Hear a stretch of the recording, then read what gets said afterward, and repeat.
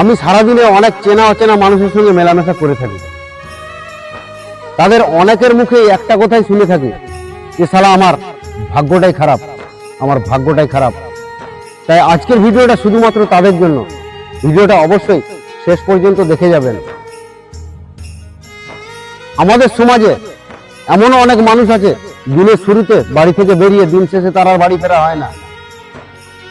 আরে একটু খোঁজ নিয়ে দেখো, রাস্তাঘাটে দিনের পর দিন দুর্ঘটনায় কত মানুষের প্রাণ হারাচ্ছে।